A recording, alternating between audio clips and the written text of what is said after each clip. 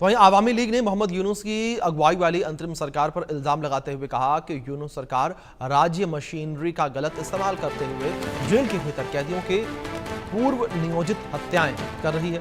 Awami league ने दावा किया है कि उनकी पार्टी के सदस्य यूसुफ अली मियां को जेल के अंदर बेरहमी से मारा जा रहा है। आवामी लीग ने यह भी कहा कि ये मोहम्मद यूनुस के समर्थकों की सीरियल किलर जैसी मानसिकता को दर्शाता है।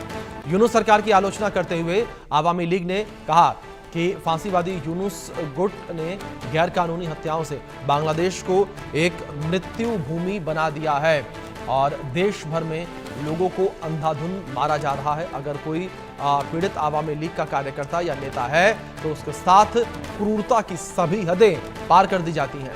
तो ये बड़ी खबर है जो इस बीच निकलकर सामने आ रही है और लगातार मोहम्मद यूनुस जो है वो कटघरे में खड़े हैं। जिस तरीके से लगातार यूनुस सरकार के द्वारा जो है जो अत्याचार किया जा रहा है बांग्लादेश के अंदर, उस अत्याचार को लेकर कई सारे सवाल जो है वो मोहम्मद यूनुस के ऊपर खड़े होते नजर आ रहे हैं, यूनुस सरकार के ऊपर जो है खड़े होते हुए नजर आ रहे हैं।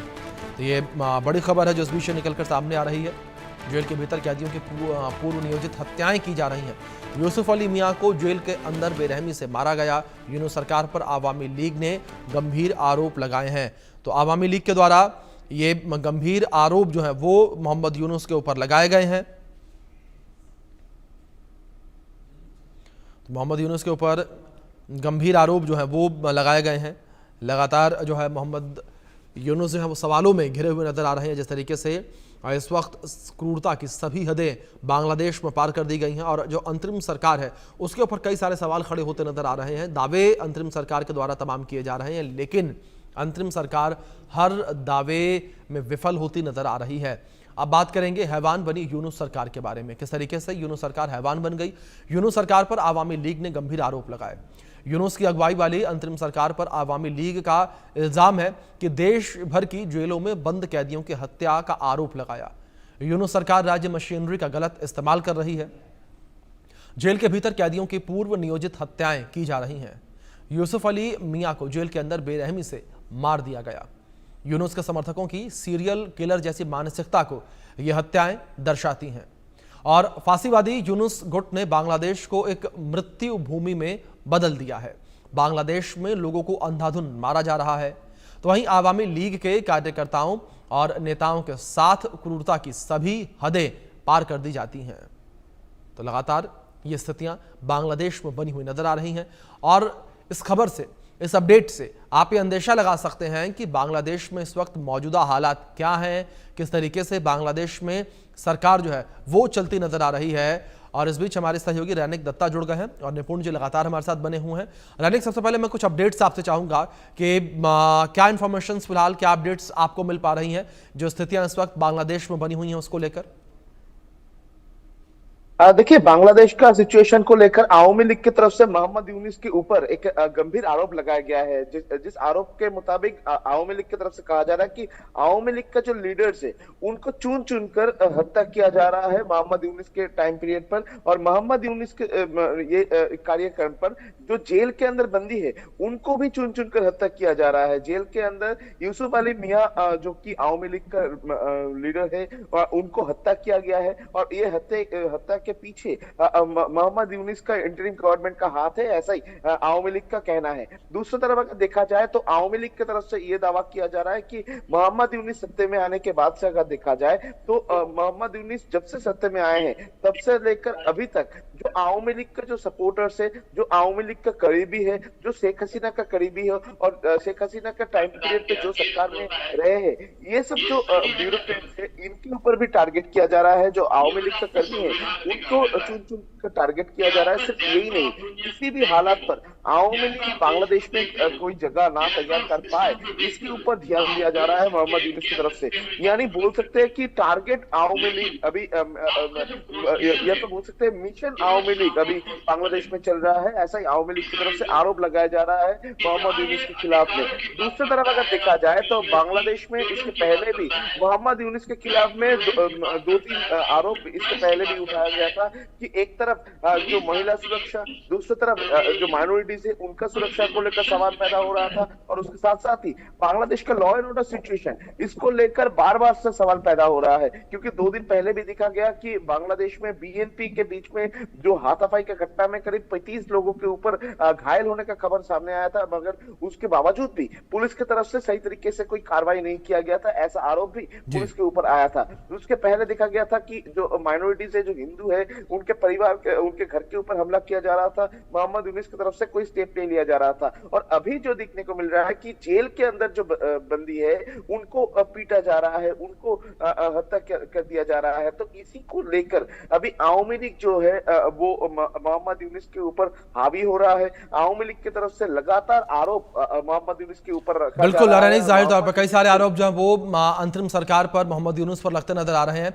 इसी के साथ निपुण जी मैं आपका रुख करूंगा, अगर बात जो मौजूदा सरकार बांग्लादेश की है, अंतरिम सरकार, उसको लेकर की जाए, किस तरीके से हर मोर्चे पर ये फेल सरकार साबित नजर आ रही है निपुण जी? देखिए, सबसे बड़ा फेलियर तो यही है कि एक फैब्रिक जिसको कई सालों की मेहनत के बाद बनाया गया था, वो था सेकुलर फैब्रिक। आज वो क्या है, समाप्त हो चुका है। वहां पर इस्लामिकरण बेड़ा करने का पूरा बांग्लादेश का प्रयास चल रहा है। दूसरा क्या है कि जो डेमोक्रेसी है, that is the killing of the democracy. ये लोकतंत्र की हत्या है, जिसको बनाने में बांग्लादेश ने काफी मेहनत की थी। हम बहुत सारे पैरामीटर में देखेंगे तो बहुत सारे पैरामीटर में जहां बांग्लादेश पाकिस्तान को पीछे धकेल दिया था, आज उनमें फिर दोबारा से क्या है कि बांग्लादेश पिछड़ रहा है और कई सारे मानकों में पीछे जा भी रहा है। बांग्लादेश उस ओर बढ़ रहा है कि जहां पर आने वाले समय में बहुत सारे इश्यूज, चाहे वो गरीबी, बेरोजगारी, भुखमरी, उस तरह की समस्याएं क्या हैं, आपको बांग्लादेश में क्रिएट होने वाली हैं। और देखिए, एक बात कही जाती है कि लोकतंत्र को खत्म करके आप जो दूसरी व्यवस्था लाने का प्रयास कर रहे हैं, ये तो तानाशाही व्यवस्था है। और हमने देखा दुनिया के जितने तानाशाह रहे हैं, चाहे वो आप गद्दाफी की बात करें, सद्दाम हुसैन की बात करें, तमाम तरह की हम बात करें, उनका क्या हर्ष हुआ और उनको देश को इसका क्या भुगतान करना पड़ा, ये बताने की आवश्यकता मुझे नहीं है, ये आप भी जानते हैं। तो मैं मानता हूं कि बांग्लादेश में जो प्रेजेंट में सरकार कर रही है, जो भी यूनुस सरकार कर रही है, शेख हसीना गवर्नमेंट के साथ या उनके पार्टी के सदस्यों के साथ, ये अ लोकतांत्रिक है। और आप बलपूर्वक अगर दबाने का प्रयास करेंगे इस प्रकार से कि आप हत्याएं करेंगे, उनके ऊपर अत्याचार करेंगे, भाई कोई वो गुंडे मवाली थोड़ी ना है। एक आपका पॉलिटिकल आपके प्रतिद्वंदी है, और पॉलिटिकल प्रतिद्वंदी भी वो है जो जनता से चुनकर आए थे। आप तो जनता से चुनकर भी नहीं आए, आप तो एक तरह से मान लीजिए कुछ सो कॉल्ड छात्र लीडर्स इकट्ठे हुए और वो अपने आपको क्या कह रहे हैं कि हम परिवर्तन करेंगे। सामान्य जनता इस प्रकार के आंदोलन को देखकर, हिंसक आंदोलन को देखकर वो शांत हो जाती है। लेकिन आप देख लीजिएगा, जब अगर वहां पे वोटिंग होती है और अवामी लीग को खुलकर पार्टिसिपेट करने का मौका मिलता है, तो मैं निश्चित रूप से कह सकता हूं कि अवामी लीग ही चुनाव जीतेगी। क्योंकि बांग्लादेश की मोस्टली अगर हम पॉपुलेशन की बात करें तो वो सेकुलर फैब्रिक को, डेमोक्रेटिक वैल्यूज को पसंद करती हैं। वो नहीं चाहती कि हम पाकिस्तान बने। भाई पाकिस्तान में भी तो यही दिक्कत थी ना, डिक्टेटरशिप, तानाशाही। हम जैसे चाहेंगे वैसा होगा, उसी से तो अलग बनाया गया था बांग्लादेश। तो मैं आज भी मानता हूं कि बांग्लादेश की जो जनता है, जो मैस्टोरियन पॉपुलेशन है, वो बात अलग है कि वो आंदोलन नहीं कर रही, प्रदर्शन नहीं कर रही, उस तरह के अग्रेसिव मूवमेंट नहीं देखने को मिल रहा जैसा कि होना चाहिए था। 1 साल से ज्यादा वो आपका हो जाएगा इसका यूनुस को आए हुए, तब भी वहां पर क्या इस प्रकार की हमें चीजें देखने को नहीं मिल रही है। और लगातार देखिए, यूनुस का एक और भी तरीका कि भारत के साथ भी संबंध को किस हद तक हम डिस्ट्रॉय करें, जैसे कोई उनको मेडल मिलने वाला हो कि भारत से तुमने संबंध खराब कर दिए, अब तुम्हें मेडल मिलेगा, उस तरह का आपको नेचर देखने को मिलेगा। तो मैं तो यही कहूंगा कि जो हम लोग मान के चल रहे थे कि जैसे पाकिस्तान को हम लोग बोलते हैं AAA, यानी कि अल्लाह, अमेरिका और आपका जो रेडिकल्स ग्रुप्स होते हैं, यानी कि अल्लाह, अमेरिका और आर्मी, इनका जो कंट्रोल होता है, वैसा ही कंट्रोल मुझे बांग्लादेश में देखने को मिल रहा है। अल्लाह से मतलब रेडिकल ग्रुप्स का। तो कट्टरपंथी जिस प्रकार से कंट्रोल कर रहे हैं, जिस प्रकार से नियंत्रण करने का प्रयास कर रहे हैं, तो वो दिन दूर नहीं है कि बांग्लादेश की महिलाओं को, सबको एक तरह से शरीयत लॉ पे चलने को मजबूर कर दिया जाएगा, तमाम तरह के प्रतिबंध लगा दिए जाएंगे और एक पूरा इस्लामिक नेशन की तरह बांग्लादेश बन जाएगा। तो मुझे लगता है ये हमारे लिए भी चिंताजनक बात है। पर कुल मिला के जब बहुत सारे पैरामीटर में यूनुस सरकार, जैसे वहाँ पे महंगाई बहुत ज्यादा बढ़ी हुई है, वहाँ धीरे धीरे बेरोजगारी आपकी बढ़ने लगी है, तो ये जब इश्यूज क्रिएट होंगे तो ऑटोमेटिकली क्या है कि सरकार को अपने आप ही घुटनों में आना पड़ेगा। जो प्रेसिडेंट बैठी हुई है, जनता विद्रोह करेगी, एक सीमा तक लोग बर्दाश्त करते हैं, सीमा जब क्रॉस करती है तो लोग उसका प्रोटेस्ट करते हैं। तो वो मुझे लगता है तैयारी थोड़ी आपकी बढ़ती जा रही है लगातार। बिल्कुल निपुण जी, जिस तरीके से आपने जिक्र किया, जाहिर तौर पर कई सारे बड़े सवाल इस वक्त जो मौजूदा सरकार है उस पर खड़े होते नजर आ रहे हैं। रैनिक, दूसरी ओर जिस तरीके से अगर बात चुनाव को लेकर की जाए तो लगातार जो है मोहम्मद यूनुस चुनाव को टालते नजर आए, लेकिन इस बीच उन्होंने ये भी कहा था कि हम 2025 के अंत तक चुनाव करवाने का प्रयास करेंगे। फिलहाल आपके पास क्या इन्फॉर्मेशन है, क्या अपडेट आपके पास कि किस तरीके से आप चुनाव को लेकर जो मौजूदा सरकार है वो तैयारियां कर रही है?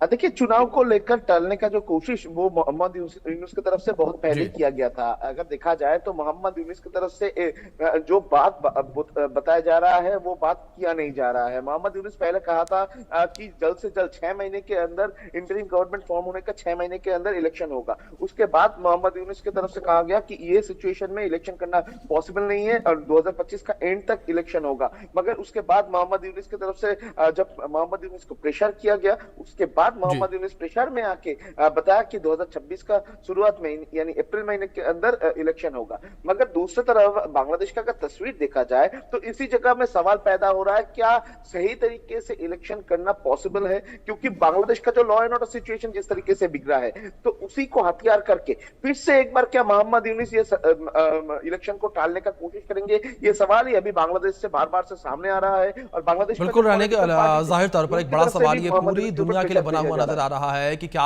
मोहम्मद यूनुस एक बार फिर से चुनाव टालते नजर आएंगे, क्या वो सत्ता लोभ में, कुर्सी मोह में फंस चुके हैं? ये देखने वाली बात है।